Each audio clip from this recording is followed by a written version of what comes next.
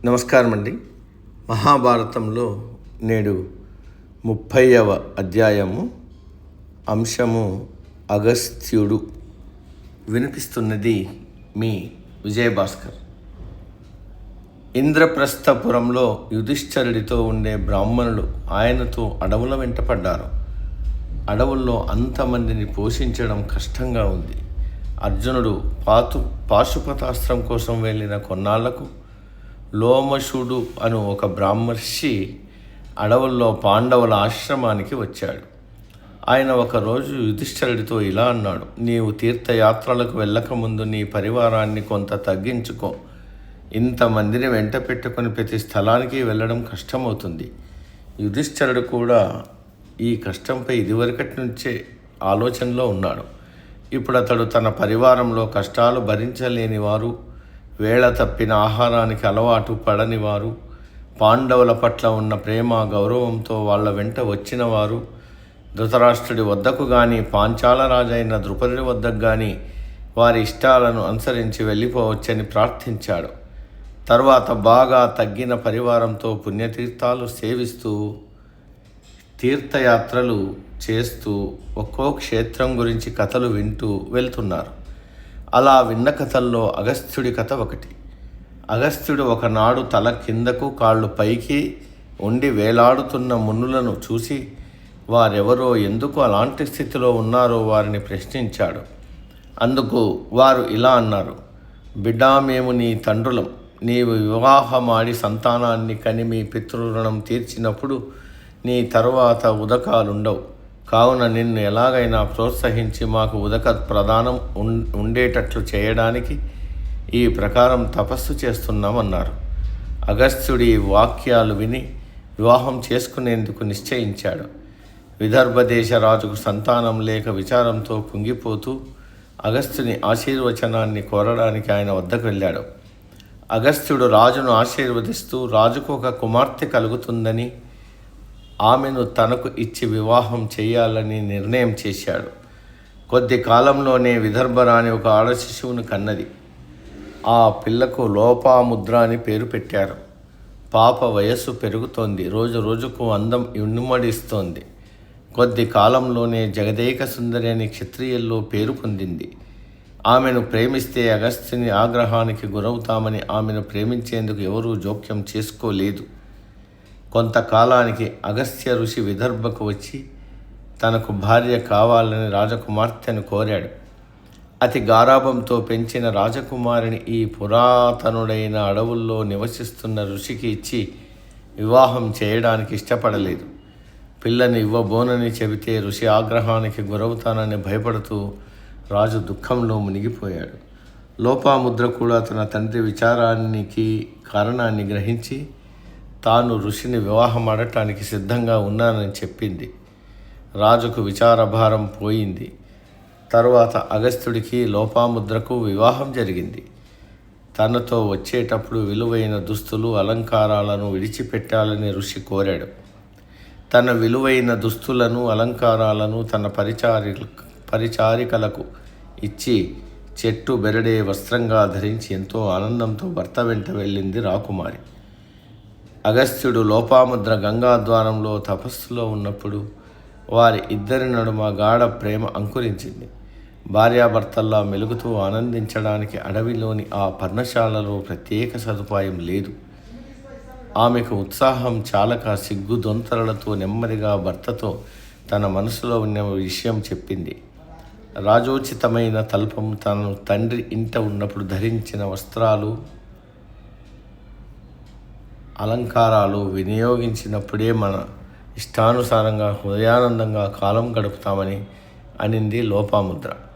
దీంతో అగస్త్యుడు, నీవు కోరినవి ఏర్పాటు చేయడానికి నా వద్ద అంత ధనం లేదు, అవసరమైన పరికరాలు, సదుపాయాలు లేవు. మనం అడవిలో నివసించే భిక్షుకులం కదా అన్నాడు. లోపాముద్రకు తన భర్త తపశ్శక్తి ఎలాంటిదో తెలుసు. ఆమె ప్రభు తపశ్శక్తిలో నీవు అసామాన్య ప్రభావం కలవాడివి. నీవు కోరితే ప్రపంచంలోని ఐశ్వర్యమంతా పొందగల శక్తి సంపన్నుడవు అన్నది. ఆమె చెప్పింది యథార్థమేనని అగస్త్యుడు ఒప్పుకున్నాడు.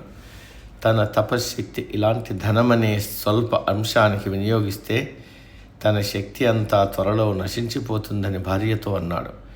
అలా అయితే నేను వాటి గురించి మిమ్మల్ని కోరను, కానీ సామాన్య మార్గంలోని మనం ఆనందంగా జీవించడానికి సరిపడా ధనార్జన చేయండి మరి అన్నది లోపాముద్ర. దీనికి అగస్త్యుడు అంగీకరించాడు. బ్రాహ్మణ వేషంలో అనేక మంది రాజుల వద్దకు యాచనకు వెళ్ళాడు. మంచి ధనవంతుడనే పేరున్న ఒక రాజు వద్దకు వెళ్ళాడు. ఆ రాజుతో, నేను ధనం కోసం వచ్చాను, నేను కోరే ద్రవ్యం ఇతరులకు నష్టం హాని కలగనివ్వకుండా ఇవ్వు అని కోరాడు అగస్త్యుడు. ఆ రాజు తన రాజ్యపు ఆదాయ వ్యయాలను ఋషికి విపులంగా చెప్పాడు. అందులో నీకు ఏది తగినదో అది తీసుకోవచ్చని అగస్త్యుడికి చెప్పాడు. ఆ లెక్కల్ని బట్టి ద్రవ్యం ఏదీ మిగల్లేదని తెలుసుకున్నాడు అగస్త్యుడు. రాజ్యం ఖర్చు దాదాపు ఆదాయానికి సమానంగా ఉంటుంది. ఈ ప్రకారమే పురాతన కాలంలో కూడా ఉండేదని అర్థమవుతుంది. మీ వద్ద ఏమి తీసుకున్నది రాజ్య ప్రజలకు కష్టమవుతుంది కనుక మరో చోటకు వెళ్తాను అని సెలవు తీసుకోబోయాడు అగస్త్యుడు. ఆ రాజు కూడా అగస్త్యుడితో వస్తానని చెప్పాడు. ఆ ఇద్దరూ కలిసి మరో రాజు వద్దకు వెళ్ళారు. వారికి అక్కడ కూడా అదే పరిస్థితి ఎదురైంది. అగస్త్యుడు దుర్మార్గుడైన రాక్షసుడు ఇల్వలుడి వద్దకు వెళ్ళి ధనం కోసం ప్రయత్నించబోయాడు. అతడి తమ్ముడి వాతాపి బ్రాహ్మణులను మిక్కిలి అసహ్యించుకునేవాడు. ఇల్వలుడు వాతాపి మధ్య బ్రాహ్మణులను చంపడానికి ఒక వింత ఏర్పాటు చేసుకున్నారు. ఇల్వలుడు బహు నమ్రతతో భక్తితో ఒక బ్రాహ్మణుణ్ణి భోజనానికి ఆహ్వానిస్తాడు. తన ఇంద్రజాలం వల్ల తమ్ముడు వాతాపిని ఒక మేకగా మార్చి దాన్ని ఆహారంగా వండి మాంసాన్ని అతిథి బ్రాహ్మణుడికి పెట్టేవాడు. భోజనమైన వెంటనే తన తమ్ముడైన వాతాపిని బయటికి రమ్మని ఇల్వలుడు పిలిచేవాడు. చనిపోయిన వారిని బతికించగల విద్య ఇల్వలుడి వద్ద ఉంది. అలా పిలవగానే భోజనం చేసిన బ్రాహ్మణుడి పొట్ట చీల్చుకుని నవ్వుతూ బయటకు వచ్చేవాడు. దీంతో ఆ బ్రాహ్మణుడు మరణించేవాడు. ఇలా ఇల్వలుడి మాయాజాలానికి ఎందరో బ్రాహ్మణులు చనిపోయారు. అగస్త్యుడు తన పరిసరాల్లో ఉన్నాడని, అలాంటి పవిత్ర బ్రాహ్మణుడు తన చేతిలో చచ్చి తీరతాడని ఇల్వలుడు పరమానందం చెందాడు. ఆయన్ని ఆహ్వానించి యథావిధిగా విందు ఏర్పాటు చేశాడు. అగస్త్యుడు కడుపారా భోజనం చేశాడు. ఇక ఇల్వలుడు మేక మాంసం ఆహారంగా మారిన వాతాపిని బయటకు రమ్మని పిలవడమే మిగిలి ఉంది. యథావిధిగా ఇల్వలుడు తన ఇంద్రజాల మంత్రంతో వాతాపిని బయటకు రమ్మని పిలిచాడు. అగస్త్యుడు నవ్వుతూ తన కడుపు తుడుముతూ, ఓ వాతాపి, లోక సంరక్షణార్థం నీవు నా ఉదరంలోనే జీర్ణమైపోవుగాక అని అన్నాడు. ఇది విన్న ఇల్వలుడు భయంతో వాతాపిని పిలిచాడు. కానీ అగస్త్యుడి పొట్టను చీల్చుకుని వాతాపి బయటకు రావడం లేదు. వాతాపి జీర్ణమయ్యాడు. ఈ ఇంద్రజాలం సర్వదా ఉపయోగించరానిది. ఇప్పటితో దాని పని సరి అన్నాడు అగస్త్యుడు. రాక్షసుడైన ఇల్వలుడు అగస్త్యుడి పాదాలపై పడి ఆయన కోరినంత ధనమిచ్చి పంపాడు.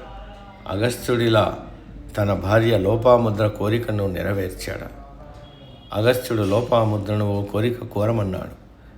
10 మంది సాధారణమైన మంచి కుమారులు కావాలా, అసమాన మేధాశక్తి ఉన్న ధర్మాత్ముడైన ఒకే ఒక కుమారుడు కావాలా అని అడిగాడు.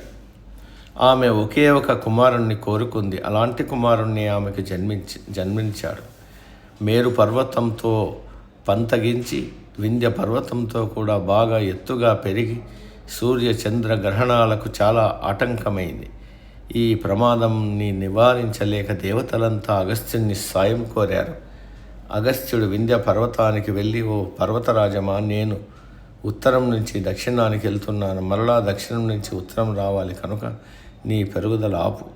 మళ్ళీ నేను తిరిగి వచ్చిన తరువాత నీ ఇష్టం వచ్చినట్లు పెరగచ్చు, అంతవరకు ఆగన్నాడు. వింధ్య పర్వతాలు అగస్త్యుడి మాటపై గౌరవం ఉంచి అలాగే చేశాయి. కానీ అగస్త్యుడు దక్షిణం వైపుకు వెళ్ళి ఉత్తరం వైపు రాలేదు. అందువల్ల వింధ్య పర్వతాలు ఎదగకుండా అలాగే ఉండిపోయాయి. మహాభారతంతో అగస్త్యుడి గురించి చెప్పిన కథ ఇది సమాప్తం. సర్వే జన సుఖినో భవంతు.